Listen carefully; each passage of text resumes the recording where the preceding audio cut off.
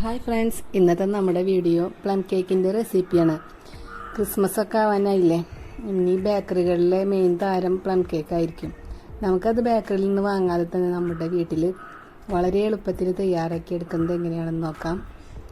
ഞാൻ ആദ്യം തന്നെ ഒരു ചുവട് കട്ടിയുള്ള ഒരു പാനിലേക്ക് 3/4 കപ്പ് പഞ്ചസാര നന്നായി ഇങ്ങനെ പരത്തിയിട്ട് കൊടുക്കണം കേട്ടോ. 2 ടേബിൾ സ്പൂണ് വെള്ളം ഒഴിച്ചിട്ട് ഒന്ന് മെൽറ്റാക്കി എടുക്കണം. മെൽറ്റാക്കി ബ്രൗൺ ആയിട്ട് വരട്ടെ. അപ്പോഴത്തേക്കും നമുക്ക് ഇതിലേക്ക് ആവശ്യമായ മൈദ ഒക്കെ ഒന്ന് അരിച്ചെടുക്കാം. ഞാൻ 1.5 കപ്പ് മൈദപ്പൊടി എടുത്തിട്ടുണ്ട്. അതേപോലെ 1.5 ടേബിൾ സ്പൂൺ ബേക്കിംഗ് പൗഡർ, പിന്നെ ഇതിലേക്ക് ജാതിക്കപ്പൊടി, ചുക്ക് പൗഡർ, ഗ്രാമ്പു പൊടിച്ചത്, ഇവയെല്ലാം കൂടിയിട്ട് ഞാൻ 1 ടേബിൾ സ്പൂണാണ് എടുത്തിരിക്കണേ. ഇനി ഇതിനൊന്ന് നമുക്ക് നല്ലപോലെ ഒരു 2-3 പ്രാവശ്യം ഒന്ന് അരിച്ചെടുക്കാം. നല്ല കട്ടകളോ തരികളൊക്കെ ഉണ്ടെങ്കിൽ അതിനെ ഒഴിവാക്കിയിട്ട് കിട്ടാൻ വേണ്ടിയിട്ടാണ് ഇങ്ങനെ ചെയ്യണേ.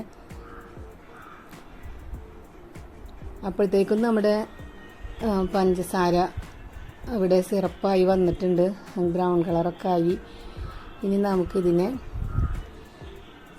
ഒന്നുകൂടി ലൂസാക്കി എടുക്കണം. അതിനായിട്ട് ഞാൻ 1 കപ്പ് തിളച്ച വെള്ളം ഇതിലേക്ക് ഒഴിച്ചു കൊടുത്തിട്ട് പതുക്കെ ഒഴിച്ചു കൊടുത്താൽ മതി. ഇത് മുഖത്തേക്ക് ഇങ്ങനെ തെറിക്കാൻ ചാൻസ് ഉണ്ട്, അതാണ് പതുക്കെ ഒഴിക്കുക തിളച്ച വെള്ളം. അപ്പോൾ ഇതിനൊന്ന് ലൂസാക്കി എടുക്കണം. ഇതിൽ നിന്ന് ഞാൻ പകുതി മാറ്റി വെക്കുന്നുണ്ട്. എന്നിട്ട് ഇതിലേക്ക് ഒരു 1/2 കപ്പോളം ഓറഞ്ച് ജ്യൂസ് ഒഴിച്ചു കൊടുത്തിട്ട് ഇനി നമുക്ക് ഡ്രൈ ഫ്രൂട്ട്സ് ഇതിലിട്ട് കൊടുക്കാം. ഞാൻ കുറച്ച് tutti Frooti, nuts, cashew nut, ബദാം, ചെറി ചെറുതാക്കി അരിഞ്ഞത്, ഇവയെല്ലാം കൂടി ഇട്ടിട്ട് ഒന്ന് തിളപ്പിച്ചിട്ട് ഒന്ന് കുറച്ചൊന്ന് വറ്റിയ പോലെ എടുക്കാം. നന്നായി വറ്റണ്ട, ചൂടാറി കഴിഞ്ഞിട്ടുണ്ടെങ്കിൽ അത് ഒട്ടിപ്പിടിക്കും. പിന്നെ നമുക്കത് മിക്സ് ചെയ്യുമ്പോൾ അത് ഭയങ്കര ബുദ്ധിമുട്ടാവും. അപ്പോൾ ചെറുതായിട്ടൊന്നും ഇങ്ങനെ ആയി വരുമ്പോഴത്തേക്കും നമുക്കത് ഓഫ് ചെയ്തിടാം. ഇനി അതവിടെ ചൂടാറട്ടെ. അപ്പോഴത്തേക്കും നമുക്ക് ഒരു 1/2 കപ്പ് പഞ്ചസാര പൊടിച്ചെടുക്കണം. ഇതിലേക്ക് 3 കോഴിമുട്ട ആവശ്യമുണ്ട്.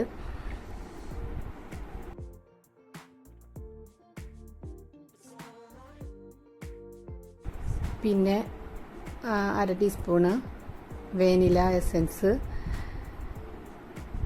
മധുരം ബാലൻസ് ചെയ്യാനായിട്ട് കുറച്ച് ഉപ്പ്, പിന്നെ ഒരു 1/4 കപ്പോളം ഓയിലും കൂടിയിട്ട് ആഡ് ചെയ്ത് കൊടുക്കുന്നുണ്ട്. ഇനി നമുക്കിതിനെ നല്ല പോലെ ഒന്ന് ബ്ലെൻഡ് ചെയ്തെടുക്കാം.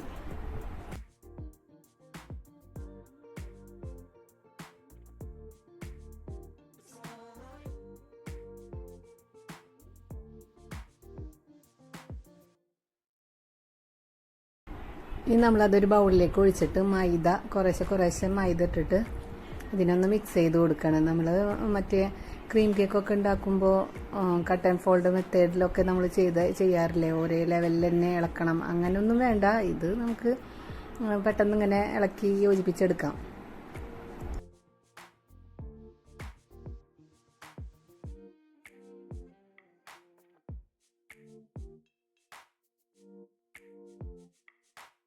നമ്മളവിടെ സോക്ക് ചെയ്ത് വെച്ചിട്ടുള്ള നമ്മുടെ ഡ്രൈ ഫ്രൂട്ട്സുകളില്ലേ, അതൊക്കെ ഇട്ട് പിന്നെ കുറച്ച് ഇതിൻ്റെ ബാക്കി നമ്മൾ അതിൻ്റെ പാനി നീക്കി വെച്ചിട്ടുണ്ടായിരുന്നു, അതൊക്കെ ഒഴിച്ച് എല്ലാം കൂടി മിക്സ് ചെയ്തേക്കാം.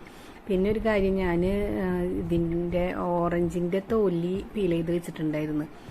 അത് നമ്മൾ ആ ഫ്രൂട്ട്സ് ഇട്ട സമയത്ത് ഇട്ട് കൊടുക്കാൻ മറന്നുപോയി. അപ്പോൾ ഞാൻ ഇപ്പോഴാണ് കേട്ടോ അത് ആഡ് ചെയ്തിരിക്കണേ. പിന്നെ നമ്മൾ പഞ്ചസാര മെൽറ്റ് ചെയ്യുമ്പോൾ ലോ ഫ്ലെയിമിൽ ഇടുക. വലിയ തീയിലൊക്കെ വെച്ച് കത്തിച്ചിട്ടുണ്ടെങ്കിൽ അത് സൈഡൊക്കെ കരിഞ്ഞ് കയ്പ്പ് രസമാണ് ഉണ്ടാവുക. ഒരു 2 തുള്ളിയോളം പൈനാപ്പിൾ എസൻസും കൂടിയിട്ട് ഞാനിതിൽ ആഡ് ചെയ്ത് കൊടുക്കുന്നുണ്ട് കേട്ടോ. ഇനി നമുക്ക് അവിടെ ഒരു കേക്കിൻ്റെ ടിന്ന് ഞാൻ ബട്ടർ പേപ്പറൊക്കെ ഇട്ട് സെറ്റാക്കി വെച്ചിട്ടുണ്ട്. അതിലേക്ക് ഈ മിക്സ് ഒഴിച്ച് കൊടുത്ത് ഇതിൻ്റെ എയർ ബബിളൊക്കെ ഒന്ന് കളയാൻ വേണ്ടിയിട്ട് ഒന്ന് ഇളക്കി കൊടുക്കുക. ഒരു മറ്റേ സ്ക്യൂവറോ അല്ലെങ്കിൽ ഞാൻ ഈ ഇളക്കിക്കൊണ്ടിരുന്ന സ്പാച്ചുല വെച്ചിട്ട് തന്നെയാണ് ഇതിനൊന്ന് ഇതേപോലെ ഒന്ന് ഇളക്കി കൊടുക്കാം.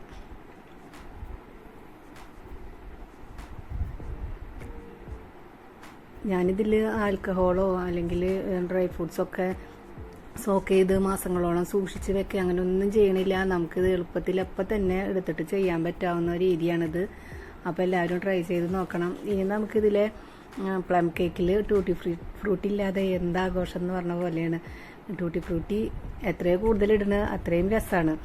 ഇനി ഇതിനൊന്ന് വെച്ചിട്ട് ഒന്ന് ഡെക്കറേറ്റ് ചെയ്ത് കൊടുക്കാം.